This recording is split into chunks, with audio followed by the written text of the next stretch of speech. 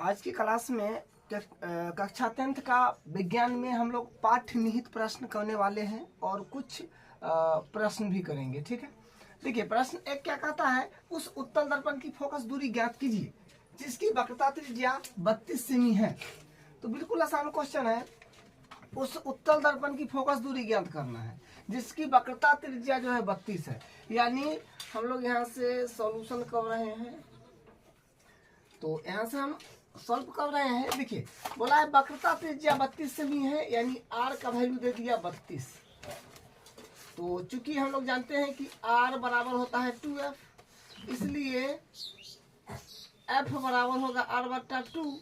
तो हम लोग क्या कह सकते हैं, यहाँ से हम लोग कह सकते हैं कि r का वैल्यू 32 है और बट्टा 2 यानी कट के, यानी f जो है 16 आएगा। ठीक है, 16 वही बोला है कि फोकस दूरी, तो ये फोकस दूरी है 16। एक बार हम डायग्राम बनाते हैं। उत्तल दर्पण बोला है, तो उत्तल दर्पण ये हो जाएगा, ये कुछ उत्तल दर्पण है। ठीक है, ये होता है दर्पण का ध्रुव, ये होगा अपने पास में C और ये होगा अपने पास में F। तो F बोला है। तो देखिए ध्यान से, यहाँ पर हम लोग 16 आया है, हम लोग 16 लाए हैं ना, यानी F का वैल्यू 16 आया है। तो ई जो है F ये यहाँ पर है, ध्रुव से दाईं तरफ है, तो यानी पलसे में होगा। ये हो गया इसका आंसर। तो 32 सेमी है, 30 सेमी में हो जाएगा। ठीक है, तो यही इसका आंसर हो गया कि F बराबर हो गया प्लस का 16 सेंटीमीटर। दूसरा क्वेश्चन देखिए क्या कहता है, कोई अवतल दर्पण अपने सामने 10 सेमी दूरी पर रखे किसी बिंब का तिगुना आवर्धित मतलब 12 वास्तविक प्रतिबिंब बनाता है। प्रतिबिंब दर्पण से कितनी दूर पर है। देखिए कोई अवतल दर्पण, तो अवतल दर्पण हम लोग बनाते हैं पहले। अवतल दर्पण है,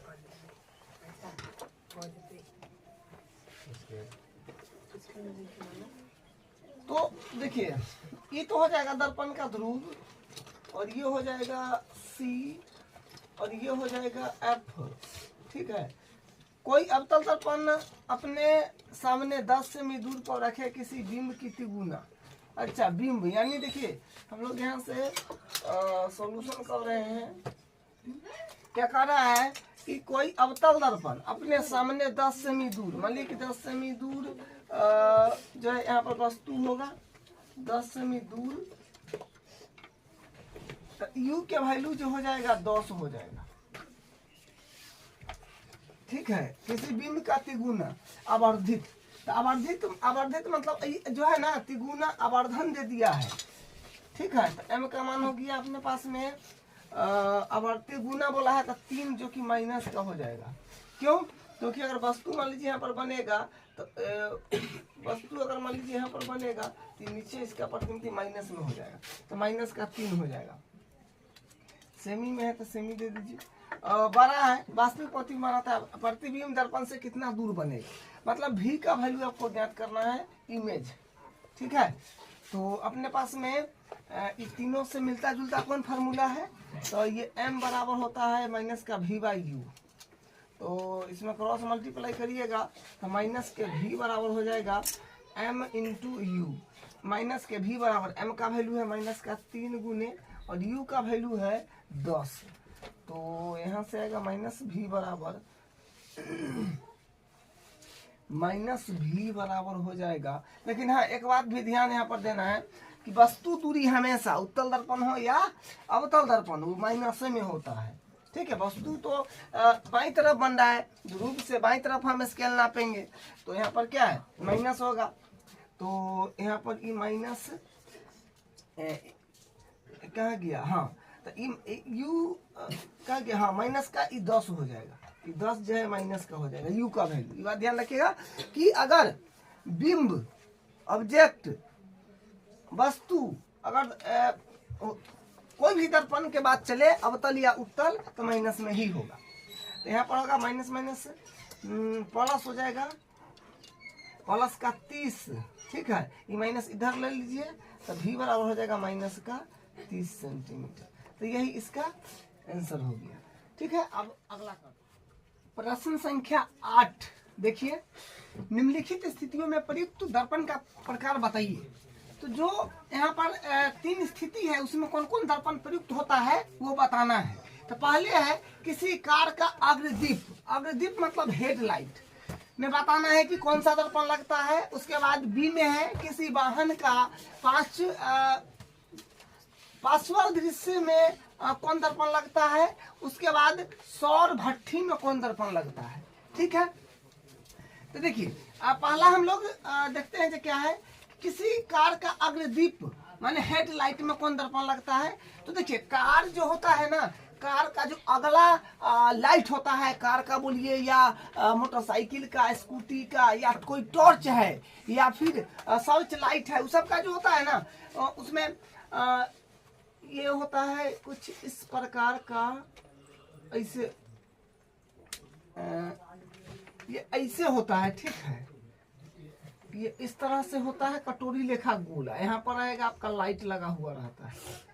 ठीक है, ये यहाँ पर लाइट लगा हुआ होता है, और ये क्या कर, और यहाँ पर ये दर्पण लगा होता है यहाँ पर। ठीक है, ये दर्पण, क्योंकि दर्पण ये कांच है, इसमें आर पार इससे देखा जा सकता है। लेकिन ये क्या है, ये लाइट लगा हुआ है, तो ये लाइट क्या करेगा, यहाँ से अगर लाइट निकलेगा तो ये इस तरह से जाएगा, ऐसे करेगा तब ये ऐसे फैलाएगा। ठीक है, यहाँ से लाइट जाएगा, फिर ऐसे करके ऐसे रोड पर फैलाता है, ऐसे करता है, ऐसे ये निकलता है लाइट, ऐसे करके ऐसे निकलता है ये। तो क्या होता है कि ड्राइवर को, चालक को रोड का पूरा स्पष्ट जो है सामने दिखता है। ठीक है, तो ये अगर नहीं रहेगा ना ये वाला, तो ये क्या करेगा कि जैसे अपने घर में किसे हम लोग बॉल जलाते हैं तो वो पूरा रूम को इजोत कर देता है, यानी फैला देता है। लेकिन गाड़ी में फैलाता थोड़ी है, वो आगे फेंकता है रोशनी। तो ये यहाँ पर ये अवतल दर्पण लगा रहता है, इसके कारण। ठीक है, कहीं से भी प्रकाश निकला ये यूं फेंक देगा। ठीक है, ऐसे निकला यूं फेंक देगा। ठीक, समांतर। तो देखिए क्या लिखा हुआ है आंसर, कार की हेडलाइट में अवतल दर्पण प्रयुक्त होता है। कार की हेडलाइट में अवतल दर्पण प्रयुक्त होता है। बल्ब दर्पण के मुख्य फोकस पर स्थित होता है तथा बल्ब से निकलने वाली किरण परावर्तन के पश्चात दर्पण से समांतर होकर सड़क पर पड़ती है, जिसे वाहन के सामने का पथ पर प्रकाशित होता है। तो क्या है कि यहाँ से जो प्रकाशीय किरण निकलता है तो वो समांतर आगे की ओर समांतर जो है सामने जाता है। तो क्या होता है कि सामने का पथ प्रकाशित हो जाता है, सामने रास्ता एकदम बुझाता है। ठीक है, देखिए बी नंबर में क्या है कि किसी वाहन का पार्श्व दृश्य दर्पण, अगर किसी वाहन का कोई वाहन है उसमें पार्श्व दृश्य के रूप में कौन सा दर्पण लगा होता है, जो आपको बताए हैं कि अगर देखिए वाहन है तो उसके साइड में रहता है दर्पण। तो कौन दर्पण रहता है, तो वो रहता है उत्तल दर्पण। उत्तल दर्पण का 2 बड़े खास बात है कि उसमें जो होता है कि वो दर्पण में क्या होता है कि देखिए उसका जो है दृष्टि क्षेत्र जो होता है काफी बड़ा होता है। वो अपने अंदर एक साथ कितना चीजों को पीछे से देख लेता है। ठीक है, और वो जो है उसका सीधा और छोटा आभासी प्रतिबिंब बनता है। ठीक है, तो वही कि उत्तल दर्पण, देखिए क्या लिखा है उत्तल दर्पण, क्योंकि उत्तल दर्पण सदैव वस्तु का सीधा तथा छोटा प्रतिबिंब बनाता है। इसका दृष्टि क्षेत्र बड़ा होता है, जिससे चालक को सड़क के पृष्ठ भाग का संपूर्ण प्रतिबिंब प्राप्त होता है। ठीक है, तो ये इसका आंसर हो जाएगा। सी नंबर में सौर भट्ठी। तो सौर भट्ठी में क्या कौन सा दर्पण उपयोग होता है, देखिए सौर भट्ठी में अवतल दर्पण का प्रयोग होता है, जिसमें गर्म किए जाने वाले बर्तन को दर्पण के फोकस पर ठीक है रखते हैं। अवतल दर्पण सूर्य के समांतर किरणों के रूप में आती ऊर्जा को दर्पण से परावर्तन के उपरांत फोकस पर रखे बर्तन पर केंद्रित कर देता है। अतः सौर भट्टियों में सूर्य के प्रकाश को केंद्रित करने के लिए अवतल दर्पण का उपयोग किया जाता है। क्या है कि सूर्य के प्रकाश को केंद्रित करने के लिए अवतल दर्पण का प्रयोग किया जाता है या उपयोग किया जाता है। तो ये 8वां का 3 पार्ट था, ये इसका आंसर है। अब इसका अगला क्वेश्चन का 7 नंबर क्वेश्चन देखिए क्या कहता है। 15 सेमी फोकस दूरी के एक अवतल दर्पण का उपयोग करके हम बिंब का सीधा प्रतिबिंब बनाना चाहते हैं। बिंब का दर्पण से दूरी का परिसर क्या होनी चाहिए? प्रतिबिंब की प्रकृति कैसी है? प्रतिबिंब से बड़ा अथवा छोटा इस प्रतिबिंब स्थिति में प्रतिबिंब बनाने का एक किरण आरेख खींचिए। सबसे पहले हम लोग अवतल दर्पण का किरण आरेख खींचेंगे।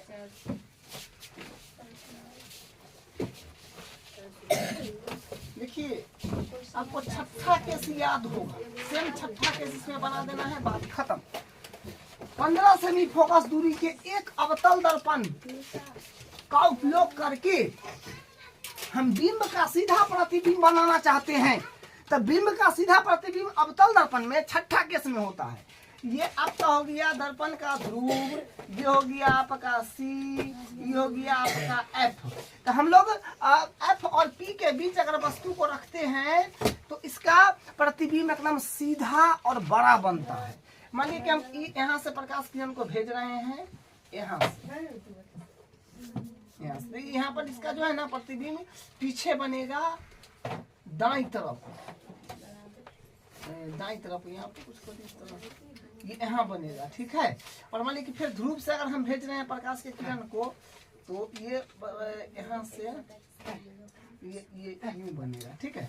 तो ये हो जाएगा इसका किरण आरेख। आप स्केल वगैरह पेंसिल वेंसिल इस सब का इस्तेमाल करके बनेगा तो फिगर बेहतर बनेगा।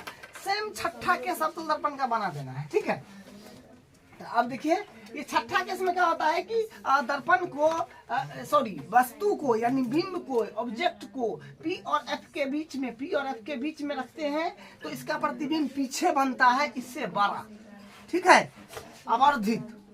अब देखिए अब इसका जवाब दे देते हैं, लिख देते हैं। बोला है परिसर, बोला है ना दर्पण से दूरी का परिसर क्या है? तो परिसर देखिए, परिसर हो जाएगा, परिसर का मतलब होता है कि दर्पण कहाँ रखे हैं। तो दर्पण कहते हैं, परिसर में होगा कि वस्तु कहाँ रखे हैं। तो परिसर में तो हम लिखेंगे वस्तु बोलिए, बिंब बोलिए, ऑब्जेक्ट बोलिए।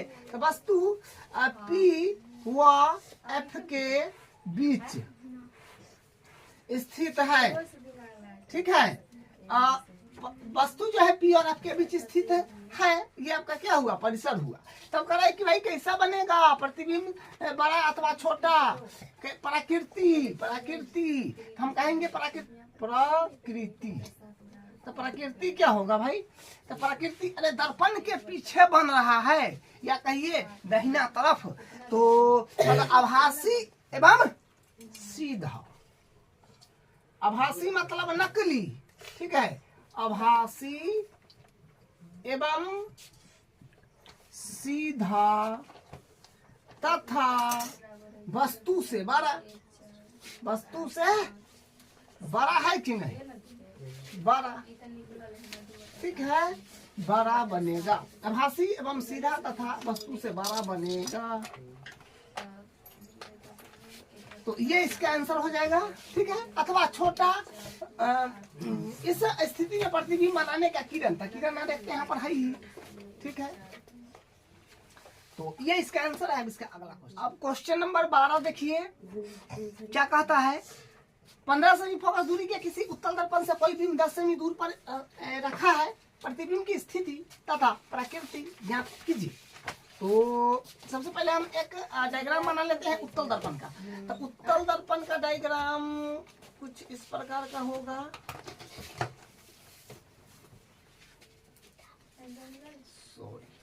अंदर की ओर पॉलिश होता है इसमें।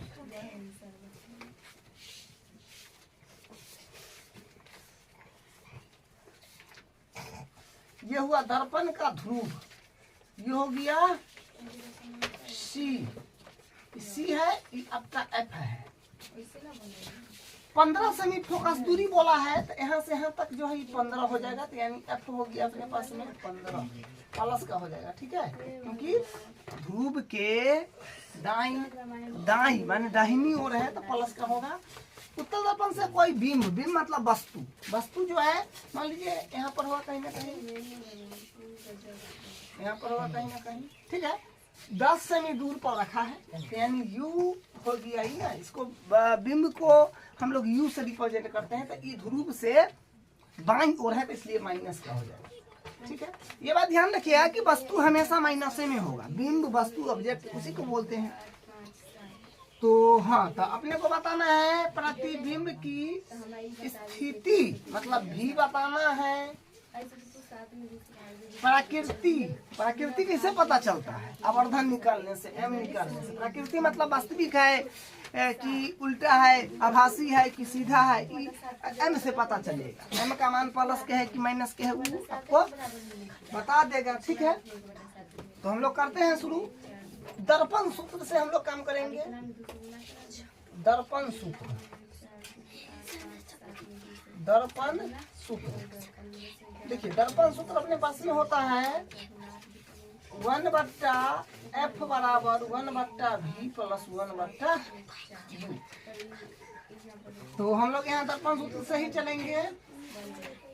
तो देखिए 1/f, 1/f का वैल्यू तो 15 है ना, तो 15 और बराबर है तो बराबर 1/v, तो 1/v, भी तो निकलना है, तो इट इज प्लस 1/u का वैल्यू अपने पास माइनस का 10 है, तो माइनस का 10। देखो ध्यान दो, अब यहाँ से हम लोग क्या करने वाले हैं, इसको इस तरफ ले लेते हैं।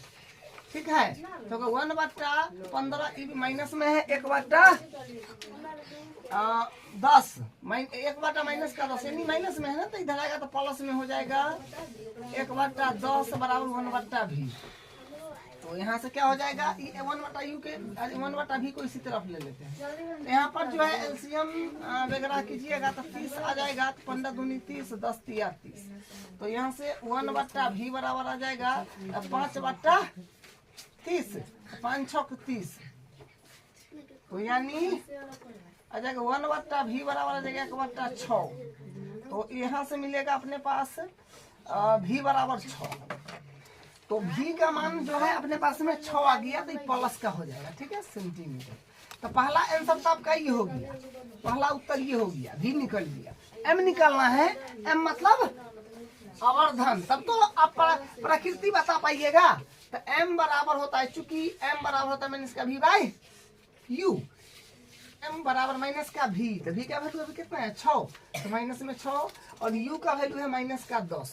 तो कहने का मतलब m बराबर यहाँ से कितना आ जाएगा, ये प्लस हो जाएगा, 3 दूनी 6, 5 दूनी 10, तो यानी 3/5 भाग करिएगा तो आ जाएगा 0.6 आ जाएगा, 5 6 30, तो प्लस के आएगा। ठीक है, तो प्लस के आएगा। तो देखिए ये आपका दर्पण है, प्लस का जो होता है इस तरफ होता है, बताए थे ना कि मैथ में हम लोग पढ़ते हैं। तो ये एक्स एक्सिस है, तो यहाँ से इधर होता है प्लस का, इधर होता है सभी माइनस का, समझे। तो ये उसी प्रकार ही है, ये जो है ये यहाँ पर ध्रुव है दर्पण का, दर्पण के इधर ध्रुव से इन्हें सब होगा प्लस का, इधर होगा माइनस का। तो इधर जब कोई भी प्रतिबिंब बनेगा, इसका मतलब जो है इस तरफ प्रतिबिंब बनेगा, तो ये हमेशा आभासी, दर्पण के अंदर बनेगा तो आभासी माने नकली बनेगा, लेकिन सीधा बनेगा। तो यहाँ पर लिखेंगे यहाँ m का मान धनात्मक, m का मान धनात्मक। देखिए आपको हम बताए थे धनात्मक को प्लस भी से भी आप लिख सकते हैं, अगर इतना बड़ा नहीं लिखना चाहे तो ये लिख दीजिए या ये लिख दीजिए। ठीक है, धनात्मक है, धनात्मक है,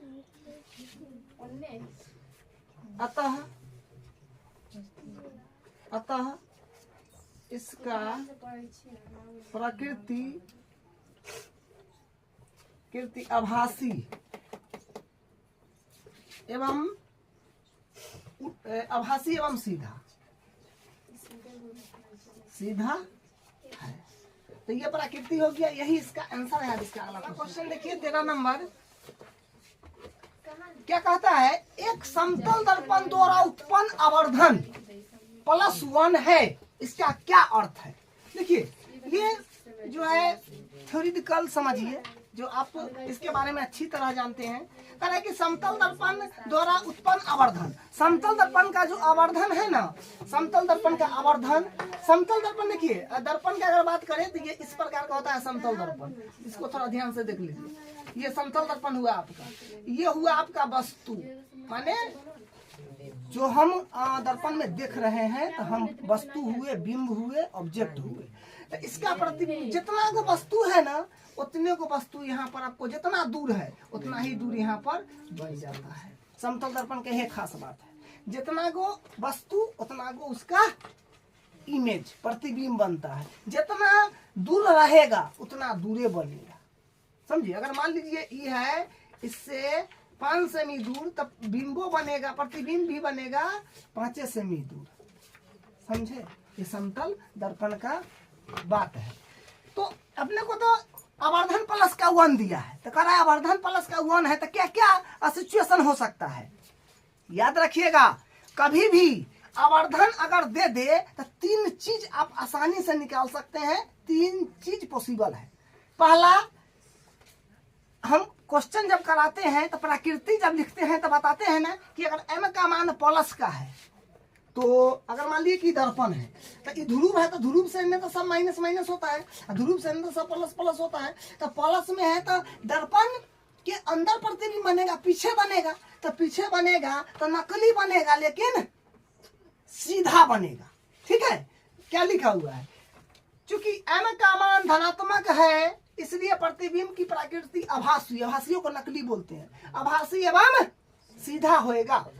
पहला बात लिख दी। दूसरा बात कि भाई फार्मूला होता है m बराबर हाइट ऑफ इमेज बट्टा हाइट ऑफ ऑब्जेक्ट, यानी ई हुआ आपका प्रतिबिंब, ई हुआ आपका बिंब।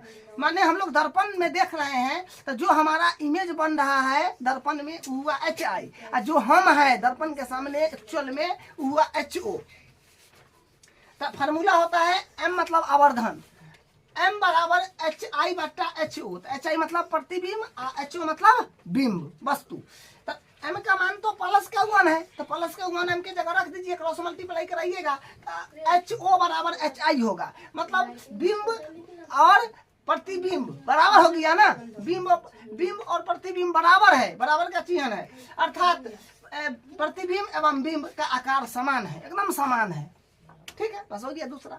तीसरा क्या समझ, देखिए m बराबर होता है माइनस का v बाई यू, m बराबर माइनस का v बाई यू, तो फिर m का मान प्लस का 1 डाल दीजिए, क्रॉस मल्टीप्लाई 1 मान लिए हैं, क्रॉस मल्टीप्लाई करा दीजिए तो u बराबर माइनस का v होगा।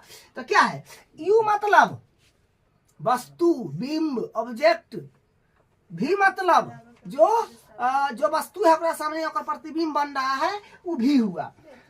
तो दोनों यहाँ पर बराबर है ना, है बिंब और प्रतिबिंब भी बराबर है, अर्थात बिंब की दर्पण से दूरी का धनात्मक मान प्रतिबिंब की दर्पण से दूरी के बराबर होता है।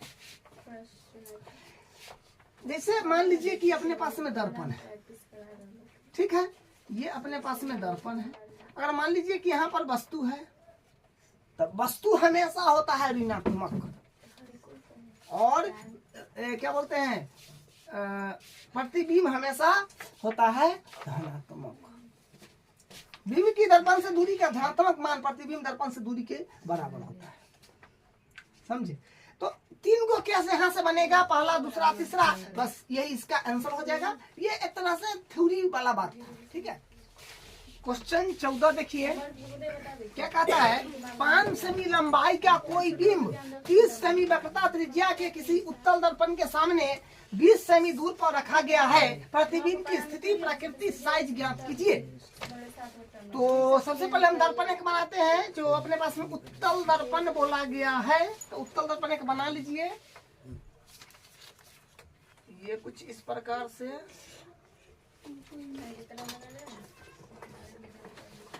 ये हो जाएगा दर्पण का ध्रुव, सॉरी अंदर की ओर इसमें जो होता है ना पॉलिश होता है।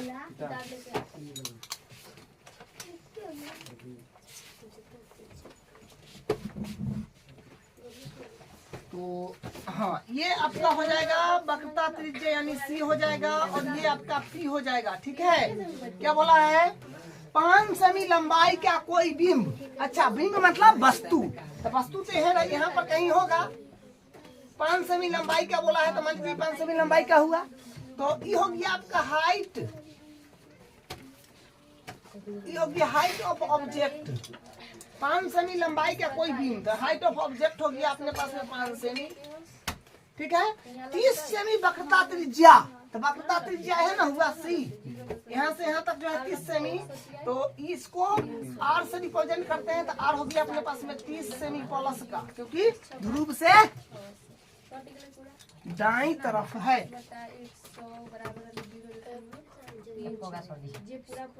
जा सॉरी यहाँ एफ न होगा, हाँ यहाँ पर एफ होगा। तो आर हो गया अपने पास में वक्रता त्रिज्या 30 सेमी है, तो ये 30 हो गया। उत्तल दर्पण के सामने 20 सेमी दूरी पर रखा है। अच्छा, उत्तल दर्पण के सामने 20 सेमी दूर है, तो 20 अब क्या हो जाएगा, यू हो जाएगा अपने पास में, यू हो जाएगा 20 सेमी जो माइनस के होगा, क्योंकि वस्तु तो उस तरफ है, तो ध्रुव से हम लोग बाईं तरफ स्केल नापेंगे तो माइनस का होएगा। 20 सेमी दूर पर रखा गया है। प्रतिबिंब की स्थिति मतलब भी बताना है, प्रकृति मतलब m बताना है, साइज यानी आपको हाइट ऑफ इमेज बताना है। बस इतना काम कर लीजिए। ये हम लोग यहाँ से सॉल्व कर रहे हैं, सॉल्यूशन दे रहे हैं, ठीक है। तो ये सब जो इंफॉर्मेशन था वो लिखे हैं, जो निकालना है वो लिखे हैं। हम लोग दर्पण सूत्र से आगे बढ़ने वाले हैं। तो दर्पण सूत्र देखिए क्या होता है। दर्पण सूत्र, दर्पण सूत्र होता है 1/f बराबर 1/v प्लस 1/u। तो इसमें आप वैल्यू सबको जमा लीजिएगा। 1/f, तो देखिए हाँ, यहाँ से आप वो काम कर सकते हैं, f यहाँ से निकाल सकते हैं आराम से, क्योंकि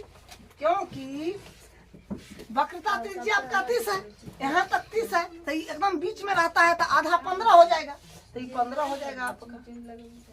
यहाँ पर 15 1/15 बराबर 1/v, तो v तो ज्ञात करना है, इसको एडिटिव 1/u का वैल्यू माइनस का 20, हमेशा वस्तु माइनस में होगा, ठीक है, कोई भी दर्पण रहे तो माइनस का 20। अब हम लोग क्या कर रहे हैं, इसको इसी तरफ ले रहे हैं,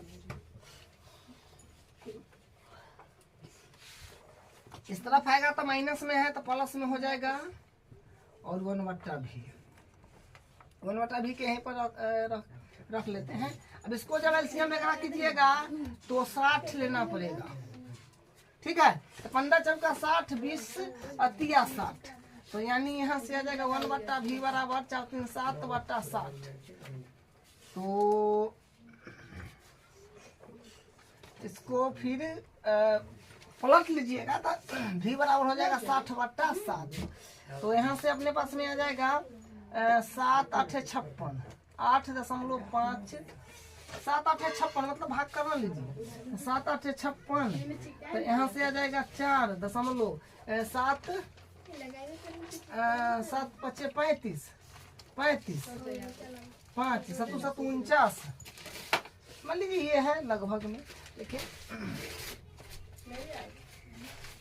चलिए यहाँ से ये हो जाएगा v का वैल्यू, ये आ जाएगा, ठीक है। अब देखिए हम लोग को क्या है, v तो निकाल लिया ना, ये वाला काम हो गया है, ये प्लस के है। ये जो है अपने पास में इधर इसका जब बनेगा ना, यहाँ पर लगभग यहाँ पर बनेगा इसका जो है प्रतिबिंब, ठीक है। अब देखिए हम लोग को m निकालना है, तब तो प्रकृति बता पाएंगे, धनात्मक है कि ऋणात्मक है, उसी तरह प्रकृति निकलेगा। तो m बराबर होता है माइनस का v/u। तो m बराबर v का वैल्यू अपने पास में कितना आया है, ई वाला 60 ये दे देते हैं, ठीक है। u का वैल्यू है माइनस का 20।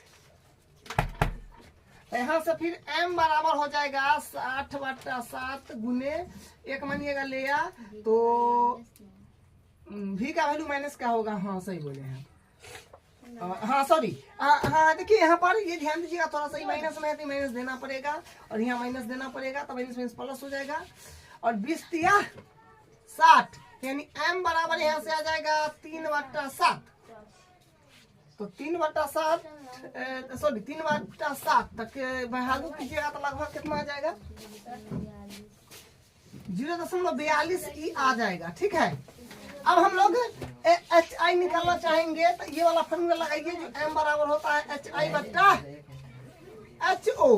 तो यहाँ से हम लोग एच आई बराबर करेंगे तो क्या हो जाएगा, क्रॉस मल्टीप्लाई एच आई कहीं एच आई हो जाएगा m गुने एच ओ, जो आप जानते हैं। तो यहाँ से देखिए एच आई मतलब हाइट ऑफ इमेज बराबर m का वैल्यू जो है अपने पास में ये है जो है 3/7, m का मान 3/7 गुने और H O height of object 5 है 5। तो अपने पास में यहाँ से आ जाएगा, देखिए यहाँ से क्या आ जाएगा 15/7, तो यानी ये आ जाएगा 2.14 सेमी। तो यही इसका जो है आंसर हो जाएगा। तो देखिए यहाँ पर प्रकृति आया है प्लस के। ठीक है, तो आप यहाँ पर ये बात लिख दीजिए कि m का मान धनात्मक है, m का मान धनात्मक है, अतः प्रतिबिंब की प्रकृति धनात्मक है तो अंदर बनेगा, अंदर में, समझे। तो हम क्या कह सकते हैं कि आभासी एवं सीधा होगा, प्रकृति आभासी एवं सीधा है। ठीक है, तो m का मान धनात्मक है अतः प्रतिबिंब की इस प्रकृति आभासी एवं सीधा होगा। तो यही इसका आंसर हो गया। अब इसका अगला क्वेश्चन, अब इसका 15 नंबर क्वेश्चन देखिए क्या कहता है। 7 सेमी साइज का कोई बिंब 15 सेमी फोकस दूरी के किसी अवतल दर्पण के सामने 27 सेमी दूर पर रखा गया है। दर्पण से कितनी दूरी पर किसी पर्दे को रखे कि उस पर वस्तु का स्पष्ट फोकसित प्रतिबिंब प्राप्त किया जा सके। प्रतिबिंब का साइज तथा प्रकृति ज्ञात कीजिए। तो ठीक है, देखिए अपने पास में यहाँ से हम लोग सॉल्यूशन करेंगे। तो देखिए क्या है, 7 सेमी साइज का कोई बीम, मतलब जो बिंब है वस्तु है उस 7 सेमी ऊंचाई का है, उसी को साइज बोलते हैं। तो हाइट ऑफ ऑब्जेक्ट जो है अपने पास में 7 सेमी हो जाएगा। ठीक है, 18 सेमी फोकस दूरी, तो मतलब f का वैल्यू हो जाएगा अपने पास में -18 सेमी। ठीक है, किसी अवतल दर्पण के सामने 27 सेमी दूर पर रखा गया है, तो u जो है अपने पास में -27 हो जाएगा। ठीक है, तो उस वस्तु का हो, तो देखिए भी तो आपको ज्ञात करना है, उसके बाद यहाँ पर m भी ज्ञात करना है, तब तो प्रकृति बता पाएंगे, और hi भी ज्ञात करना है आपको। ठीक है, प्रतिबिंब की साइज। अब देखिए, अब यहाँ पर f माइनस में हो गया, u माइनस में हो गया, और ये सब चीज डायग्राम बनाते हैं, आपको पता चल जाएगा। देखिए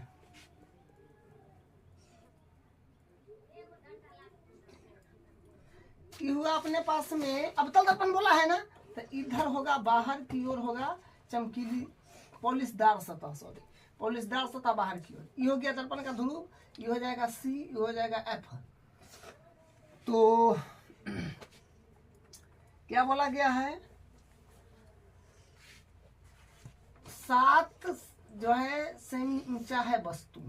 ठीक है, 18 सेमी फोकस, हाँ तो फोकस दूरी देखिए बोला है ना, 18 बिंब 18 सेमी फोकस दूरी के, फोकस दूरी 18 है। तो देखिए ध्रुव से बायां तरफ है तो माइनस क्या होगा। ठीक है, इसे पता चलता है कि कौन दर्पण बोला है। तो इसमें अवतल में फोकस जो होता है इस तरफ होता है। ठीक है, अवतल में फोकस इस तरफ होता है तो माइनस का हो जाएगा। उसके बाद u का वैल्यू, वस्तु हमेशा उत्तल दर्पण रहे चाहे अवतल दर्पण रहे तो वस्तु हमेशा माइनस के होगा। ठीक है, तो ये चीज ज्ञात करना है। तो हम लोग सेम काम करेंगे, यहाँ पर हम लिखेंगे दर्पण सूत्र से, दर्पण सूत्र से। देखिए दर्पण सूत्र होता है 1/f बराबर 1/v प्लस 1/u, बस वैल्यू को जमाइए। ठीक है, तो 1/f, f का वैल्यू जो है -18 है तो f के जगह -18 डालिए, बराबर 1/v, भी तो ज्ञात करना है तो edit is v edit 1/v edit is plus 1/u, तो 1 u का वैल्यू मतलब जो है बिंब -27, तो ये हो गया अब हम लोग क्या करेंगे, इसको जो है इसी तरफ ले लेते हैं, ठीक है। तो यहाँ से आ जाएगा 1/v बराबर 1/-18 और ये माइनस में है तो पल्से में हो जाएगा 1/27। तो यहाँ से फिर करते हैं, देखिए फिर हो जाएगा 1/v बराबर हो जाएगा, एलसीएम वगैरह करिएगा तो या एक बार लिख देते हैं 1/-18 प्लस 1/27। देखिए 27 दूनी 54 होता है, 18 तिया 54 होता है। एलसीएम करने पर क्या मिला, 54 54। तो 18 तिया 54 तो माइनस का 3 प्लस 27 दूनी 54। तो यहाँ से आएगा 1/v बराबर आ जाएगा माइनस का 1/54। तो यानी अपने पास में मिलेगा v बराबर माइनस का 54, v बराबर माइनस का 54 आ जाएगा। तो ये आपका v निकल गया, प्रतिबिंब जो है वो पता चल गया। अब हम लोग m निकाल लेते हैं। तो m निकालेंगे तो m का फॉर्मूला आपको लगाना पड़ेगा माइनस का v/u वाला, ठीक है, क्योंकि v आया है, u अपने पास है। तो यहाँ से क्या होगा, m बराबर माइनस का v और माइनस में 54 है तो माइनस का 54 बट्टा u का वैल्यू जो अपने पास में है माइनस का 27, तो माइनस का 27। m बराबर हो जाएगा अपने पास में माइनस प्लस, तो 54 बट्टा माइनस का 27, तो 27 दूनी 54। तो यानी m का वैल्यू यहाँ से आ जाएगा माइनस का 2, ठीक है। तो आप कह सकते हैं कि आवर्धन ऋणात्मक है, तो आवर्धन ऋणात्मक है तो प्रतिबिंब जो है इस तरफ बनेगा, इस तरफ क्या है कि अपने पास में आया है माइनस का 2। तो हाँ, तो माइनस क्या है तो इस तरफ बनेगा, तो इस तरफ बनेगा तो क्या हम कह सकते हैं, यहाँ पे लिखेंगे चूंकि, या फिर डायरेक्ट लिखिए ना, प्रकृति उस तरफ बनेगा तो वास्तविक और उल्टा बनेगा। प्रकृति वास्तविक एवं उल्टा, क्योंकि m ऋणात्मक